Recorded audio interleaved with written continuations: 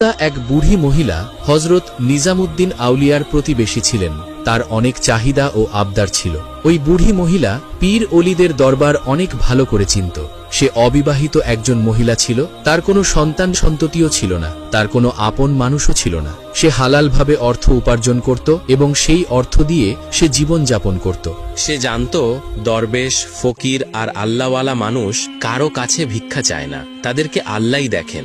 সে এমন কিছু করতে চায় যে কাজ দ্বারা সে তাদের কোনো কাজে আসতে পারে আর কিছু ভালো জিনিস যেন তাদের জন্য করতে পারে। ওই বুড়ি মহিলা দিন রাত রশি তৈরি করত, অতঃপর সেই রশি বাজারে নিয়ে বিক্রি করত। তারপর সেই অর্থ দিয়ে আটা আর কিছু সবজি কিনে এনে রান্না করত। অতঃপর হজরত মেহবুবে এলাহির যত্নের জন্য সেটা তাকে দিয়ে আসত। প্রথম যেদিন মহিলা নিজামুদ্দিন আউলিয়ার জন্য খাবার নিয়ে গেল, তখন নিজামুদ্দিন আউলিয়া সে খাবার গ্রহণ করতে অস্বীকার করলেন। তিনি ওই বৃদ্ধা মহিলাকে বললেন, হে বৃদ্ধা, এই খাবারে তো তোমার নিজেরই পেট ভরবে না, তাহলে আমরা কেন আমাদের নিজেদের দায়িত্ব তোমার কাঁধে দিয়ে তোমার উপর দায়িত্বের বোঝা চাপিয়ে দিব? আমরা আল্লাহ তাআলার ইবাদত করছি, তিনি আমাদের রিজিকের ব্যবস্থা করে দিবেন, আমাদের পালনকর্তাও তিনি।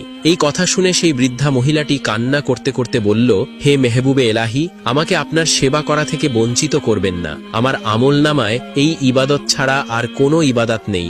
আমি আপনার সেবা করে জান্নাত পেতে চাই। ওই বৃদ্ধা মহিলার কথায় এমন আকুলতা ছিল যে নিজামুদ্দিন আউলিয়া সেটি অস্বীকার করতে পারলেন না। অতঃপর নিজামুদ্দিন আউলিয়া ওই রুটিগুলো গ্রহণ করলেন। উজাইফার বয়স 100 বছর ছিল। আল্লাহ তাআলা তাকে এমন শক্তি দিয়েছিলেন যে সে তার সব কাজ নিজ হাতেই করত। হজরত নিজামুদ্দিন আউলিয়া ওই মহিলাকে বলতেন, তোমার কাজ করার দরকার নেই, আমাদের দরবেশদের কাছে যা আসবে সেখান থেকে আমরা তোমার জন্য পাঠিয়ে দেব। এই কথা শুনে মহিলাটি বলতে থাকলো, না হুজুর, আমার মন চায় আমি আপনার সেবা করতে থাকি। আমি জানি না আমার জীবনের আর কতদিন বাকি আছে, তবে আমার জীবন যতটুকুই বাকি আছে, বাকি জীবনটুকু আমি আপনার সেবা করেই কাটিয়ে দিতে চাই। নিজামুদ্দিন আউলিয়া তার যুক্তির কাছে হেরে যেতেন। ওই এলাকা ছিল গরিবদের এলাকা। নিজামুদ্দিন আউলিয়া সেই এলাকায় থাকতেন। সবাই তার কাছ থেকে দোয়া নিতে আসত, আর নিজামুদ্দিন আউলিয়া বলতো, রিজিক দেওয়ার মালিক তো আল্লাহ, আল্লাহ যে কোনো মুহূর্তে তোমাদের উপর রিজিকের খাজানা বর্ষণ করবেন। ওই বৃদ্ধা মহিলা আল্লাহ তাআলার কাছে দোয়া করত, হে আল্লাহ, আমাকে এতটুকু রিজিক দান করো যেন আমি গরিবদেরও খাওয়াতে পারি, আর কখনো যেন এই মহলে খাবার তৈরি বন্ধ না হয়। এটা কি তার দোয়া ছিল নাকি নিজামুদ্দিন আউলিয়ার প্রতি তার ভালোবাসা ছিল, সেটা সে বুঝত না। কিন্তু সে এতটুকু বুঝত যে আল্লাহওয়ালা মানুষদের প্রতি আল্লাহর রহমত থাকে। আল্লাহওয়ালা ব্যক্তিরা তো নিজেদেরটা পরে, আগে মানুষের কথা চিন্তা করে।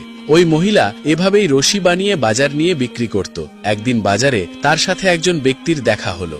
ওই ব্যক্তিটি খুব বয়স্ক ছিল। ওই লোকটি